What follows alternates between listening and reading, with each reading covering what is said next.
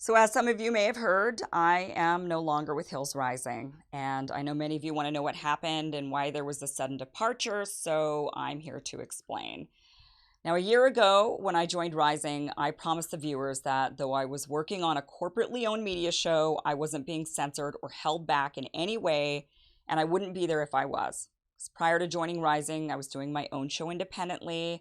I was independently funded, and one of the benefits of being independent is that there are no corporate overlords or establishment types meddling with the content. And of course, we have to dance around YouTube's community guidelines, but beyond that, the actual editorial calls are not being made by some establishment hack.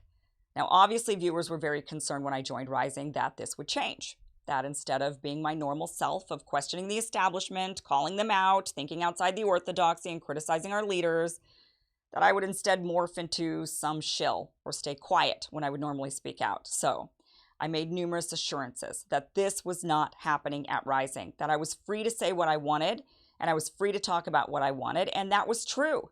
My radars over the past year were all me. I wrote every single one. I didn't have to consult with anyone about what the topic would be or what I would say about that topic. No one edited the pieces. They were 100% mine. No one ever told me what to say or what not to say at Rising. And I know that I made some of my colleagues uncomfortable with some of the things that I would say. And when I did, never once did a manager or producer pull me aside to tell me to tone it down. I was completely free to say whatever I wanted at Rising, and I did. I said whatever I wanted, most notably openly criticizing the pandemic response, vaccine mandates, and Fauci. I still remember the first time back in August of 2021, when I stated that the vaccines don't stop the spread, and I was met with fierce resistance to that idea. Do you remember this? Yeah, I mean, I just don't understand. We know now that the vaccine doesn't stop the spread, so I could understand maybe doing a vaccine mandate if there was. It certainly stops the spread. And it doesn't stop the spread. We know it doesn't. The science is clear that it's not stopping any spread. My open criticisms of the narrative, decisions around the pandemic, and Fauci brought in millions of views for Rising. Out of all the hosts, COVID and the pandemic response was my topic. All of the viewers knew this.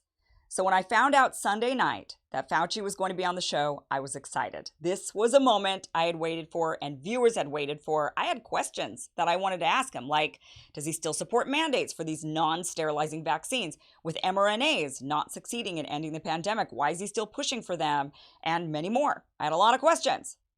But then Sunday night, I got a call from the producers telling me that when they submitted for the interview a couple of weeks earlier, Fauci's team had asked who the hosts were going to be, and they didn't list my name. They told them Batya and Robbie would be the hosts.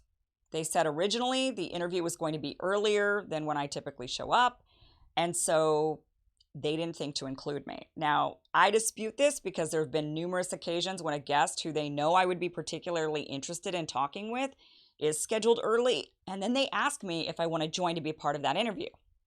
Sometimes I say yes, sometimes I say no.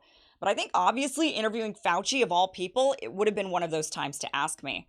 So I told the producers that they needed to go back to Fauci's team and tell them I'm in the interview. And if he won't agree to do it, then we make a segment about that. We say Fauci wouldn't face us, that it needed to be all of us or none of us, especially since the interview had been moved to later in the day when I'm there. So I made it clear that anything other than this would cause the viewers to lose trust in Rising, and trust is what matters most. The viewers had flocked to Rising for this content, and to let them down like this would just break their trust completely. So they seemed to understand this Sunday night.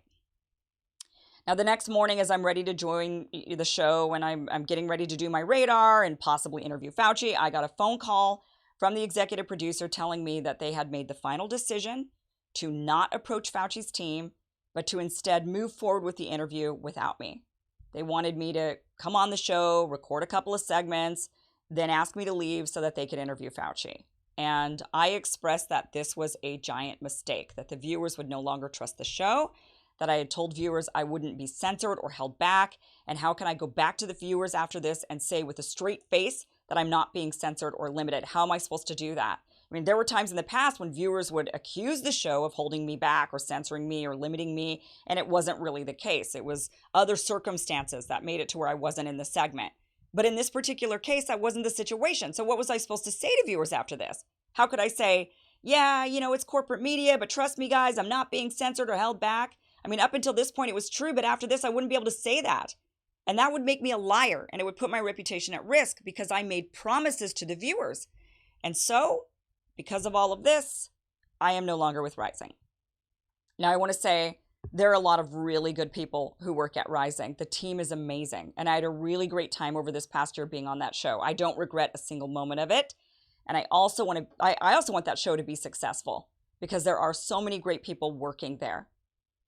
And I hope for the sake of those great people working there, who are now worried about their jobs, that those who are making the editorial decisions will go forward making better choices, understanding that viewers' trust is the most important thing. It's the only thing. And the only way to gain and maintain that trust is to keep your integrity.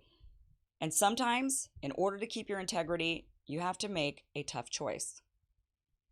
So that's it. Going forward, I will be posting Monday through Thursday on my channels on Rockfin, YouTube, Rumble, and Locals. So you're still going to get those great pieces from me that you're used to getting. You're just going to be seeing them someplace else. And I hope you join me.